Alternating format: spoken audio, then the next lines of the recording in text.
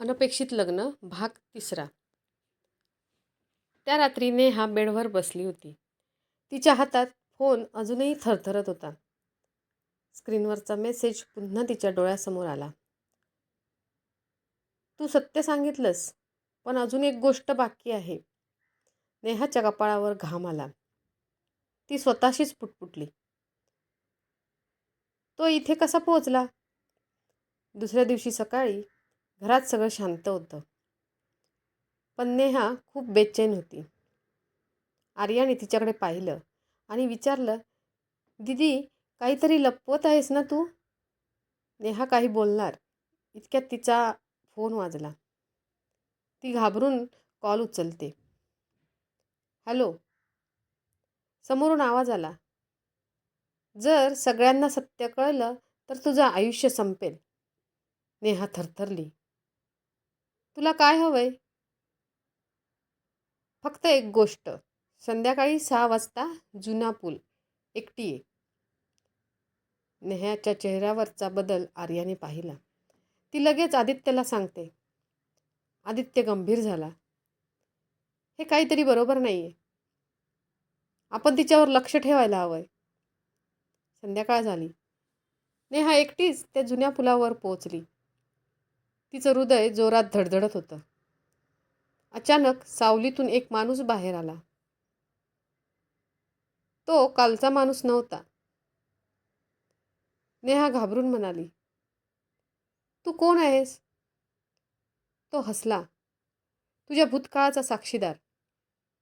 तो पुढे म्हणाला, तुला आठवतंय का? तू घर सोडून गेलीस त्या दिवशी फक्त प्रेमासाठी नाही, तर पैशांसाठी सुद्धा. नेहा थक्क झाली. नाही, ते खोटं आहे. तो मोबाईल दाखवतो. त्यात काही फोटो आणि व्हिडिओ होते. नेहा आणि तो माणूस काही लोकांशी पैशांबद्दल बोलताना दिसत होते. तेवढ्यात आदित्य आणि आर्या तिथे पोहोचले. आर्या आश्चर्याने म्हणाली, दीदी, हे सगळं काय आहे? नेहाचे डोळे भरून आले. ती खाली मान घालून म्हणाली, हो, मी चूक केली. मी त्या लोकांच्या फसवणुकीत अडकले होते. मला वाटलं मी लवकर पैसे कमवेन, पण मी स्वतःलाच हरवून बसले. आदित्य रागाने म्हणाला, नेहा, तू फक्त स्वतःच नाही, आपलं सगळ्यांचं आयुष्य धोक्यात टाकलंयस. आर्याच्या डोळ्यात अश्रू होते. पण ती शांतपणे म्हणाली, चूक झाली आहे, पण आता पुढे काय करायचं ते महत्त्वाचं आहे. तो अनोळखी माणूस हसत म्हणाला, जर तुम्ही मला पैसे दिले नाहीत, तर हे सगळं मी पोलिसांकडे देईन. आदित्य ठामपणे पुढे आला. आम्ही घाबरणार नाही. सत्य काहीही असो. आम्ही त्याला सामोरे जाऊ. नेहा रडत म्हणाली, नाही आदित्य, मी पुन्हा सगळ्यांना त्रास देणार नाही. ती अचानक पुढे येते आणि म्हणते, मी स्वतः पोलिसांकडे जाईन आणि सगळं सत्य सांगीन. आर्या तिच्या बाजूला उभी राहिली. आम्ही तुझ्यासोबत आहोत. आदित्यही मान हलवतो. त्या क्षणी नेहाला जाणवलं, खरं कुटुंब तेच जे चुकांमध्येही साथ देतं. नेहाने स्वतःची चूक मान्य केली. पोलिसांना सगळं सांगितलं. पोलीस नेहाला पोलीस स्टेशनमध्ये घेऊन गेले. आदित्य आणि आर्याचं नातं आता अधिक मजबूत झालं होतं. पोलीस स्टेशनमध्ये नेहा शांत बसली होती. तिच्या डोळ्यात भीती होती. पण यावेळी ती पळून जाणार नव्हती. आर्या आणि आदित्य तिच्या बाजूला उभे होते. नेहा हळू आवाजात म्हणाली, मी जे काही केलं त्याची शिक्षा मला मान्य आहे. पोलिसांनी त्या अनोळखी माणसाला पकडलं. चौकशीत हळूहळू सगळं सत्य बाहेर येऊ लागलं. तो माणूस एका मोठ्या फसवणूक रॅकेटचा भाग होता, ज्यात लोकांना प्रेम, लग्न आणि पैशांच्या नावाखाली फसवलं जायचं. नेहा त्यात अडकली होती, पण ती मुख्य गुन्हेगार नव्हती. पोलीस अधिकारी म्हणाले, या सगळ्यामागे अजून एक मोठा माणूस आहे, ज्याचं नाव अजून समोर आलेलं नाही. नेहा थरथरली.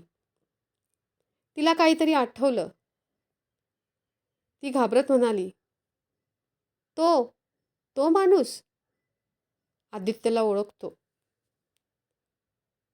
आदित्य चकित झाला. काय? नेहाने सांगितलं. मी घर सोडलं त्या दिवशी ज्या माणसाने मला त्या लोकांशी ओळख करून दिली, तो आदित्यचा जुना मित्र होता. आर्या आणि आदित्य दोघेही हादरले. कोण आहे तो? आदित्यने विचारले. नेहा हळू आवाजात म्हणाली, राहुल. आदित्यच्या चेहऱ्यावर राग स्पष्ट दिसत होता. राहुल? तो माझा सर्वात जवळचा मित्र होता. तेवढ्यात पोलिसांनी सांगितलं, आम्ही त्याला पकडण्यासाठी जातोय, तुम्ही पण येऊ शकता. सगळे राहुल होता त्या ठिकाणी पोहोचले. राहुल पळण्याचा प्रयत्न करत होता, पण पोलिसांनी त्याला पकडलं. आदित्य त्याच्यासमोर उभा राहिला. का केलंस हे सगळं? राहुल हसला. पैसा आणि बदला. बदला? आर्या आश्चर्याने म्हणाली. राहुल म्हणाला, तुला आठवतंय का आदित्य? कॉलेजमध्ये तू मला सगळ्यांसमोर हरवलं होतंस. त्या दिवसापासून मी ठरवलं होतं तुझं आयुष्य उद्ध्वस्त करायचं. आदित्य स्तब्ध झाला. इतक्या छोट्या गोष्टीसाठी त्याने सगळ्यांचं आयुष्य धोक्यात टाकलं होतं. राहुलला अटक झाली. नेहाने सगळं सत्य सांगितल्यामुळे तिची शिक्षा कमी झाली. ती हळूहळू पुन्हा नॉर्मल आयुष्य जगायला लागली. काही दिवसांनी आर्या आणि आदित्य पुन्हा त्या छतावर बसले होते. आदित्य म्हणाला, आर्या, आता खरंच सगळं संपलं आहे. आपण नवीन सुरुवात करूया का? आर्या हसली.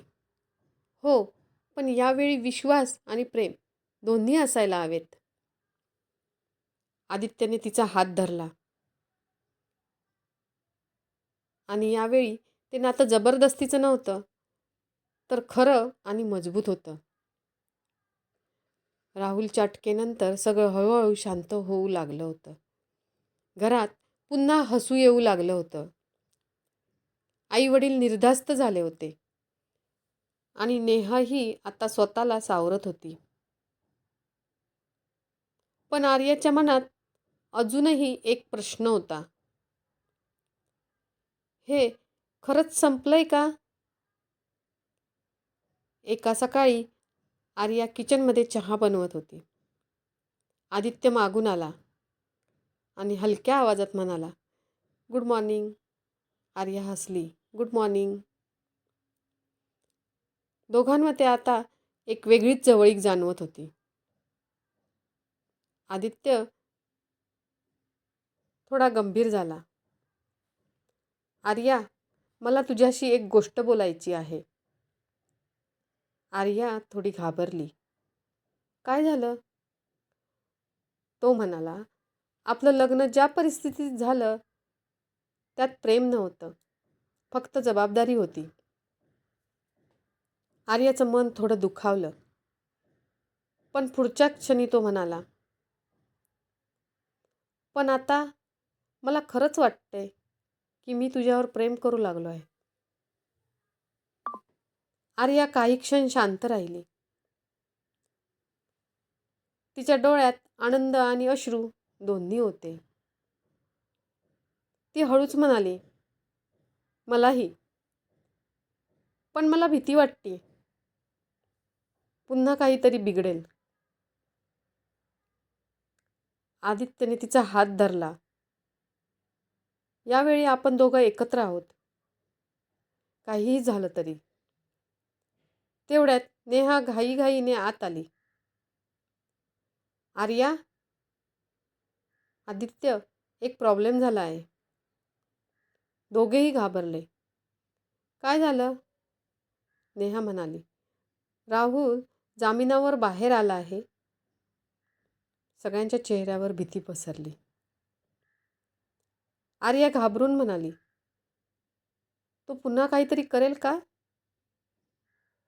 नेहा म्हणाली, तो मला कॉल करत होता. तो म्हणतोय, खेळ अजून संपलेला नाही. यावेळी आदित्य मागे हटला नाही. तो ठामपणे म्हणाला, आता आपण घाबरणार नाही. यावेळी आपणच त्याला थांबवणार. आर्या त्याच्या बाजूला उभी राहिली. हो, आपण सगळे एकत्र आहोत. त्या रात्री आर्या आणि आदित्य एकमेकांच्या जवळ बसले होते. पण दोघांनाही माहीत होतं, वादळ अजून पूर्णपणे थांबलेलं नाही.